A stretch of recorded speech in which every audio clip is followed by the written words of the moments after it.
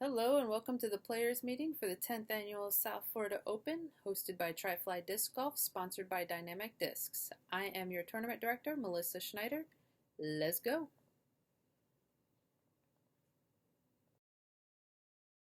Our AMS Players Packs are sponsored by Dynamic Discs, Jolly Time Popcorn, and Double G Craft Jerky. All Players Packs can be picked up at Markham Park either Friday or Saturday between 8 and 3. Our water stations are sponsored by Fluffy Putts Athletics and Don Marr with Go Freightliner Broward.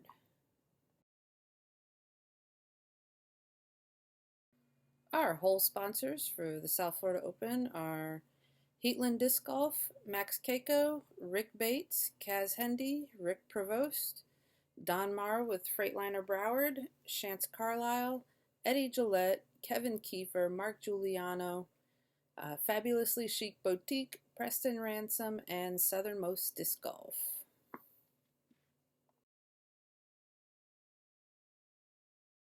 Our prize sponsors are Heiser One Sports, Tri-Fly Disc Golf, Jolly Time Popcorn, and Knockaround Sunglasses.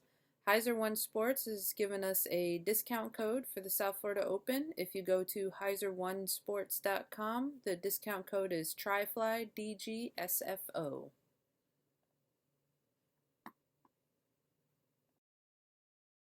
Alright, we will have Gatekeeper Media out there filming, so they're going to be following the lead cards for MPO and FPO cards for all 3 rounds. This is your pool schedule. A copy of this and pretty much all the information in this presentation can be found under Pictures on the Disc Golf Scene page for the South Florida Open. Your CTPs are included with your registration, so everybody is qualified for these CTPs. CTPs are division specific. There are a couple of small division groups that we did combine together, so just read the cards and find the one that matches your division. Our digital access code is SFO22, so SFO22. There will be a sign with this code at check-in, and there will also be a sign at TPAD 1.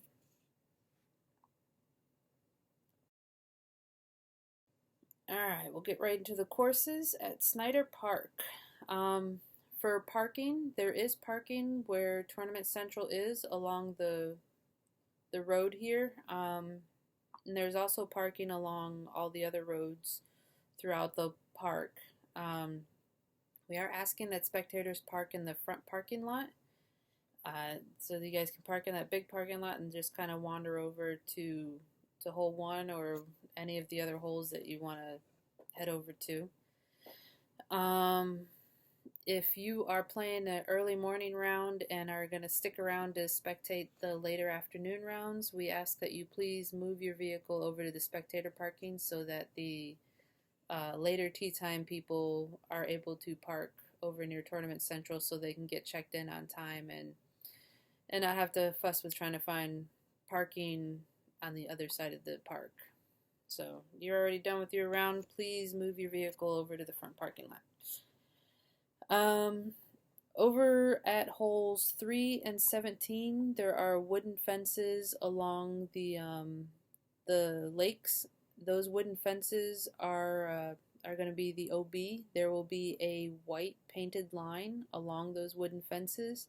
That line is the OB line.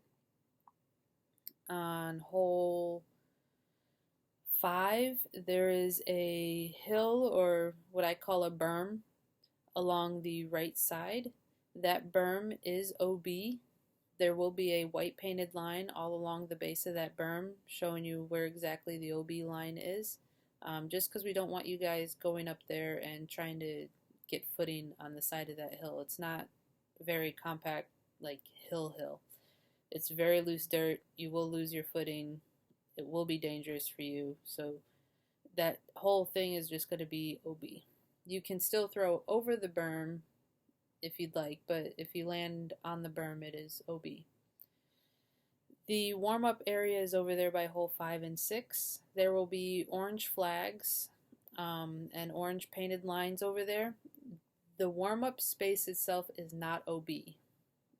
So if you end up throwing off the tee and landing in the warm-up space, that's not OB. So you're still good to play. If you are in the warm-up space warming up, just be mindful of the groups teeing off on hole 5 and 6. If one of their discs lands in the warm-up area, please give them the space to be able to finish their hole and get out of the way. Let's see, hole 7 has some new construction on it this year from last year. There's a fenced like greenhouse. That is OB. The greenhouse itself will be OB. Alright, Markham Park. At Markham Park, there is an entry fee. At the gatehouse to the park on the weekends, so Saturday and Sunday, you will pay $1.50 per person at the gate. Sometimes the gate can get a little backed up, so you could be sitting up there for anywhere from 5 to 15 minutes waiting to get into the course or into the park. So make sure you give yourself a little extra time just in case that happens. Let's see, there is going to be a warm-up space behind the water station at hole 6. This warm-up space will be marked off with orange flags and paint. You need to stay inside that warm-up space. That big, empty, grassy field is going to look awfully tempting to throw a disc into, but that is actually active airspace for the Markham Park RC airfield. So we don't want to have any discs knocking planes out of the air because them planes are expensive. So, but as you're coming into the park, as you're driving through the park, you'll see there's plenty of other spaces for you guys to stop off and practice throwing and warm up. There will also be a small warm-up space that we're going to be using as our putting and warm-up space over at 12A. So there's this small little piece of grass with a basket, and we'll probably throw another basket over there that you guys can warm up and practice putting. We are playing to the green Prodigy baskets at this course. So every round that's going to be at Markham Park will be played to the green Prodigy baskets. There is on hole 8, there is a double mando, so you will be throwing between the two trees. Basically, you're shooting straight down the boardwalk or bridge that's there through those trees. There will be a drop zone to the right. Hole 11, on this map, it shows you have a hole 11 and 12, but actually in hole 11 is going to be a combination of 11 and 12. So we'll be throwing from the white and blue pads of 11 to the green basket of 12. There will be a T sign coming up here in the slides that'll show you the complete layout so that you guys know what you're going to be doing. Okay, after playing hole 11, we're going to cross the gravel road over into the woods for 12B. There will be directional signage, so there should be no mistaking where you got to go. And after you play 12B, we'll cross the paved road over to hole 13. Hole 13 last year had some pretty bad backups.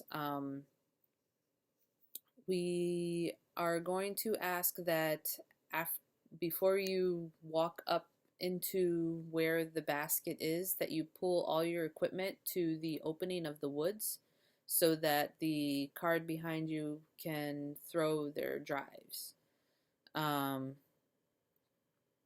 you guys are trying to putt out, because last year it created quite a backup because equipment was left out and people weren't able to do their drives. But we're just trying to find ways to make this easier, faster.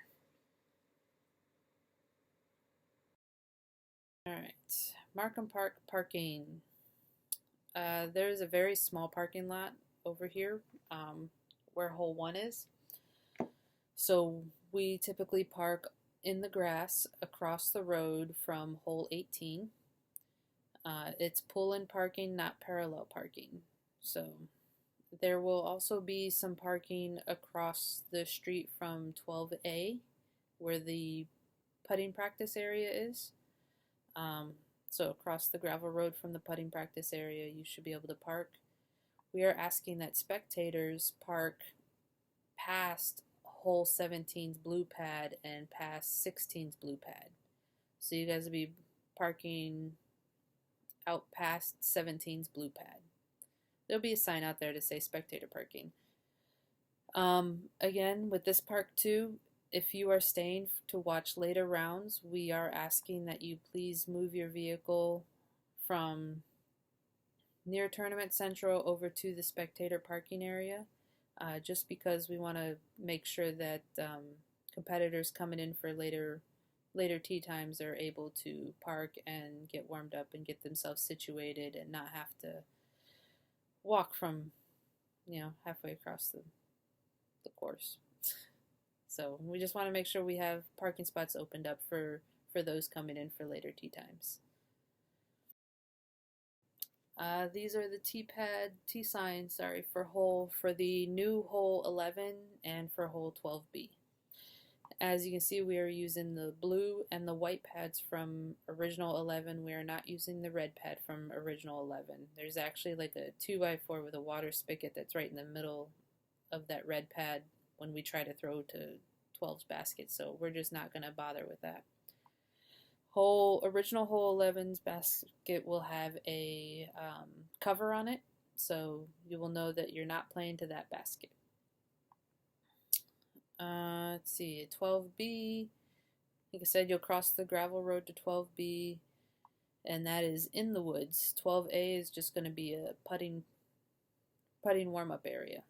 So we're not using the basket that's outside that you can see from the road for normal play. There's going to be directional signs, so you'll know where to go. And like I said, these 2 tee signs are going to be, well, they're already on Disc Golf Scene under pictures, but they will also be in your caddy book. And that concludes our players meeting. Like I said before, all this information will be on your caddy books, and it will also be under pictures on Disc Golf Scene. We'll also share a copy of the caddy book on the Tri-Fly Disc Golf page. So our SFO team this year is your tournament director, Melissa Schneider. That's me. Your tournament co-directors are Pat Duncan, Earl Young, and Mike Solt. We have our supporting staff, Natalie Young, Eric, aka Noodles, and Kim Zanetti. Our volunteers that have graciously volunteered their time for this weekend, AJ, Robbie, Richie, Hannah, Emily, Eric, Luis, and Alexander. And of course, these courses are nothing without their maintenance. Our course maintenance team is Joe Holmes, the Broward Disc Golf Association, and Broward County Parks and Rec. Thank you for joining us, and we hope to see you guys next year. The 2023 South Florida Open will be December 8th through 10th, so get those vacation times and requests in now. We've already got a lot of great things going on. Thank you. Bye-bye.